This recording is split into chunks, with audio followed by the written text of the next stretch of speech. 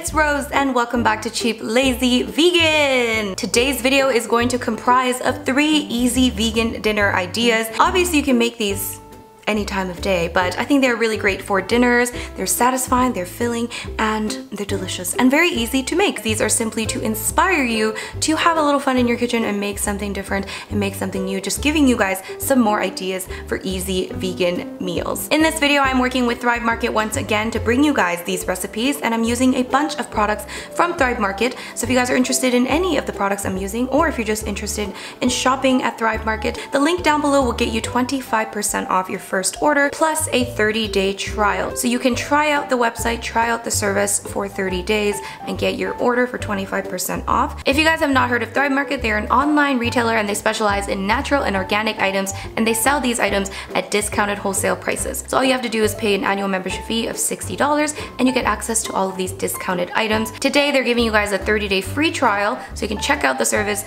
for free and get 25% off your order, and then you can decide for yourself later on if you want to become an annual member. So again, the link is down below for you to try out Thrive Market, and if you guys are interested in the recipes, keep on watching. The first dish we're going to be making is a very delicious and flavorful spicy Korean ramen noodle stir fry. I'm using these rice ramen noodles by Lotus Foods, which I of course got from Thrive Market, so we're going to start preparing that by boiling some water on the stove. Meanwhile, we're going to prepare the sauce, and now I'm using mother-in-law's gochujang, which I got from Thrive Market. This is fermented chili pepper paste. It's a very popular Korean condiment. And then I'm also using mother-in-law's gochugaru, which is Korean chili pepper flakes. This is basically like the powder slash flake version of the paste. And I'm also using now some rice vinegar, and I'm also going to add some organic tamari. This is basically just a gluten-free version of soy sauce. You can feel free to use soy sauce or tamari, it's totally up to you. And we're going to add some of that in there, and we're also going to add some maple syrup to sweeten it up a little bit, and then just mix everything well together. For the protein of this meal, I'm adding some garbanzo beans, which are just super simple and super easy. All I have to do is rinse those beans out with some water before I eat them. And now that the ramen noodles are cooked, we can now drain the water, and then I'm just going to quickly rinse out the noodles. And I'm just going to heat a pan on medium-high heat, add a little bit of oil. I'm using this oil spray thing that I got from Amazon. I'll link that down below if you guys are interested. It just helps me control the amount of oil that goes into my pan. And here I have some pre-chopped onions. If you guys saw my cooking hacks video, then you would have seen what I do to pre-chop onions, and also garlic. As you can see here, I'm adding some minced garlic that I keep in the fridge. So it's very simple and very easy and very lazy.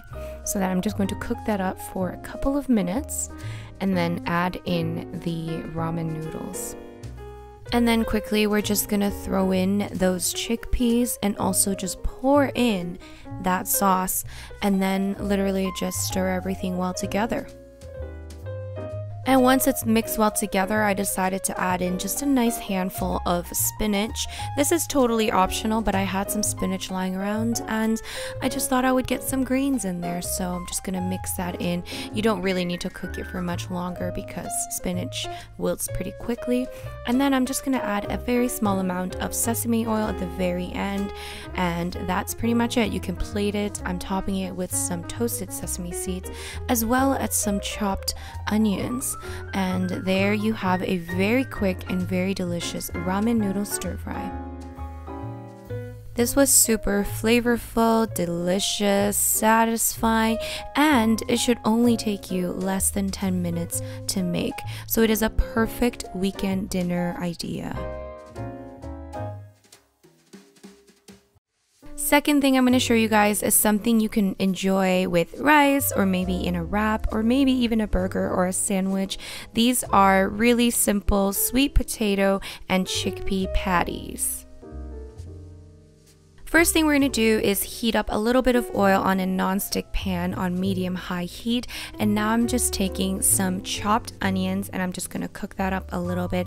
And I'm also going to add in some minced garlic. And we're basically just going to cook it until the onions have softened and the garlic is nicely browned.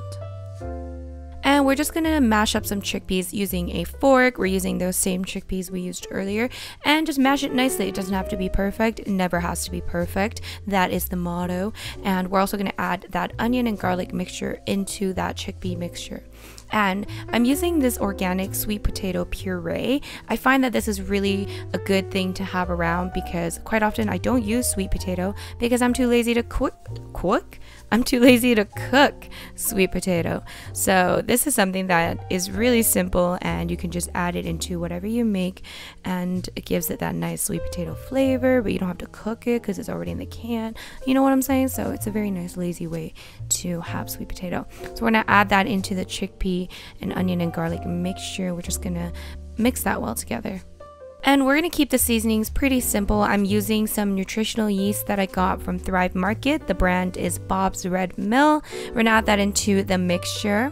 We're also going to add a little bit of salt and pepper. And to bind everything together, I'm adding some flour. You can use whatever type of flour you wish. I'm just using regular flour. We're going to go back to that same pan. I'm going to add a little bit of oil, heat that up, medium-high heat. And we're gonna start forming those patties and just adding those patties onto the pan.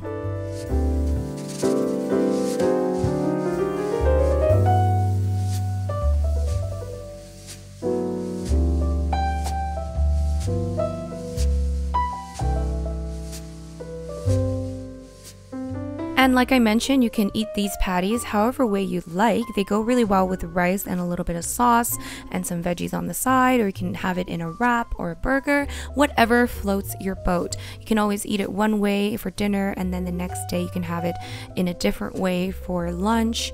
So the options are really endless. And I'm just going to quickly show you how I made this into a very simple wrap. I'm just adding some chopped lettuce in there and then the patties. You can stuff them as much as you like, and I'm just adding a little bit of sweet chili sauce and just some baby spinach just because I didn't have any other vegetables and I just wanted to add some more vegetables, and then we can just wrap it up and that's it, guys. It's that simple. Or of course you can have it with some rice and then have some veggies on the side and top it with whatever sauce you want. But again, I'm topping mine up with some sweet chili sauce, which I love and I think went really well with it, but whatever you wish. And that is the very simple sweet potato and chickpea patty.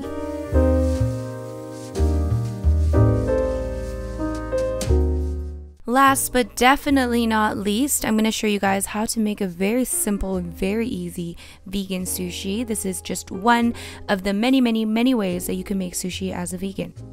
We are using this sushi rice. This is the one that I always seem to use. This is once again from Thrive Market and the brand is Lundberg. I'm just cooking the rice in my rice cooker. You can use whatever method to cook your rice. Just simply follow the instructions on the packaging. And for the filling, I am once again mashing up the chickpeas. This should be a chickpea video since I'm using chickpeas for every recipe, but that's okay. So we're also going to be adding that sweet potato puree into that chickpea mixture. Now, I love having sweet potato in my sushi, but like I mentioned, sometimes I'm very lazy and I don't like to go through the steps of preparing or cooking the sweet potato. So this is a great way to make it by mashing it in with the chickpeas. And that way you're also going to get in some extra protein as well, which is always a good thing. And then we're going to add in some salt to season. And I'm also adding some smoked paprika, which I got from Thrive Market. The brand is Frontier Co-op. And this is optional, but it'll give it a nice smoky flavor.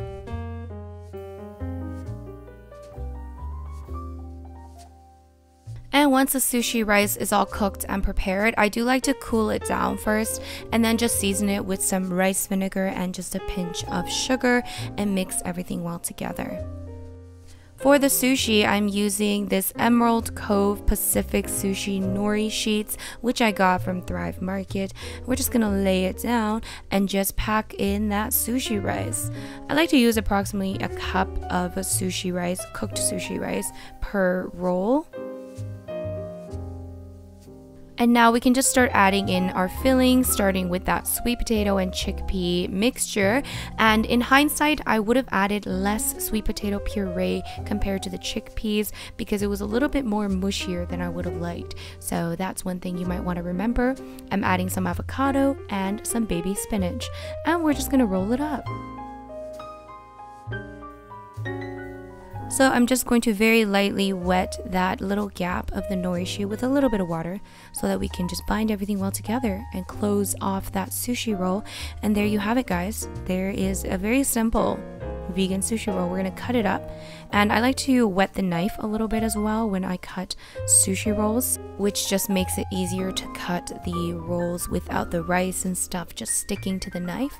But as you can see, sometimes they break, and that's okay. You can just eat it on the spot.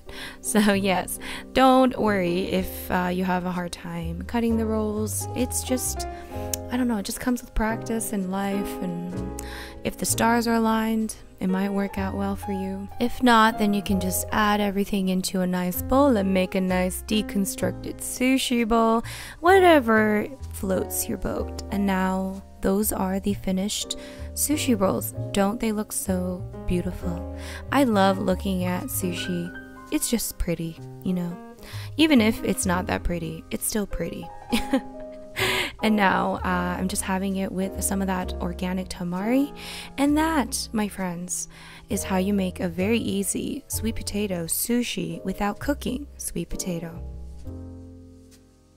Alright everybody, that is it for the recipes. I really hope you guys enjoyed. If you did enjoy these recipes, don't forget to give this video a big thumbs up. And of course, if you guys are new here, don't forget to subscribe to this channel. And I would like to thank Thrive Market for once again supporting this channel and sponsoring this video.